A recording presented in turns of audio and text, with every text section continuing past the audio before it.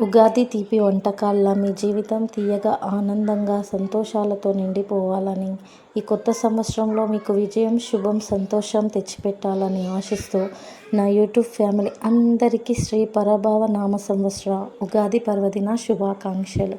ఈరోజైతే ఉదయం లేవగానే పల్లెటూరులో ఏం చేస్తారండి, మంచిగా వేడి నీళ్ళు అందరికీ స్నానాలకైతే వేడి నీళ్ళు పెట్టేసాం. లేవగానే ఆర్యన్ అయితే కొద్దిసేపు ఎండ కూర్చొని మంచిగా ఆడుకుంటున్నాడు. అయాన్ కూడా బ్రష్ చేసుకుంటూ బయట అయితే ఉన్నాడు. మొత్తం ఇంటికి తోరణాలు అన్నీ కడుతూ ఉగాదికి పూలలు చేయడానికైతే అన్నీ సిద్ధం చేస్తున్నారు.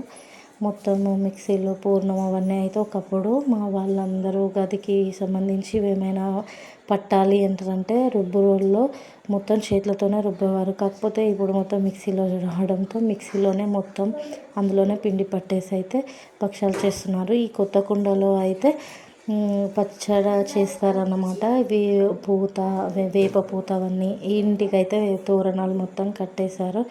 పెయింట్ వేసిన తర్వాత మొత్తం ఇంటికి తోరణాలు కట్టేశారు. అలాగే తెలంగాణలో అయితే ఇంటికి పెయింట్ వేసిన తర్వాత, సున్నం వేసిన తర్వాత ఇంటి కూతురితో గడప అయితే కడిగిపిస్తారనమాట. కాకపోతే నేను అది మిస్ అయిపోయాను. మా ఆర్యన్ వాళ్ళు అయితే మంచిగా వాళ్ళ తాతతో బయట ఆడుకుంటూ ఉన్నారు. బయట మొత్తం ఎంత ప్రశాంతంగా ఉంది కదా. అసలు పండుగ చాలా అంటే చాలా బాగా జరిగింది. అసలు మంచిగా పండుగను ఎంజాయ్ చేసాము. భక్షాలు అయితే అయిపోయింది. ఇప్పుడైతే పచ్చడి చేస్తున్నారు.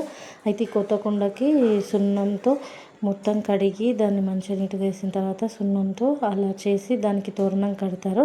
కింద బియ్యం పోసి కుండ పెడతారు.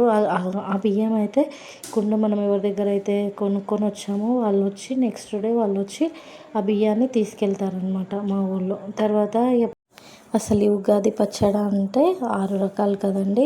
అదే తీపి అంటే సంతోషం, పులుపు అంటే ఆశ్చర్యం, కారం అంటే కోపం, ఉప్పు అంటే ఆసక్తి, వగరు అంటే భయం, చేదు అంటే బాధలు.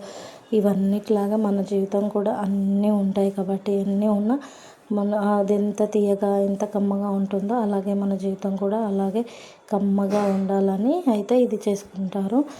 ఇక్కడ మా వాళ్ళైతే అందులో కొంచెం బొంగులు, పుట్నాలు అలా కొన్ని కొబ్బరి తురుము అవన్నీ కలిపేసి ఇంకా కొంచెం టేస్టీగా మంచిగా ఉంటుంది అని చెప్పేసి అయితే వీళ్ళన్నీ కలిపి అయితే వేశారు. ఇక నెక్స్ట్ అయితే పూజకు సంబంధించి భక్షాలు, అన్నం, కొబ్బరికాయ అవన్నీ తీసుకొని అయితే గుడికాడికి వెళ్తారు. వీళ్ళు చేసిన పచ్చడి కూడా వాటర్ కూడా తీసుకొని గుడికాడికి అయితే వెళ్ళి దేవుడికి అయితే పెడతారు. ఇక నెక్స్ట్ అందరం కూర్చొని అయితే మంచిగా తిన్నాం. మా తెలంగాణలో అయితే ఇక్కడ సైడ్ అయితే పూలలో కట్టుచారు అంటారు కదా, ఆ చారు వేసుకొని తింటే చాలా బాగుంటుంది. ఇక ఆర్యన్ కూడా మంచిగా హ్యాపీగా ఆర్యన్ కూడా ఆడుకుంటున్నాడు. ఈ వీడియో అయితే ఇంతే. వీడియో నచ్చితే మీకు లైక్, షేర్, సబ్స్క్రైబ్. బాయ్.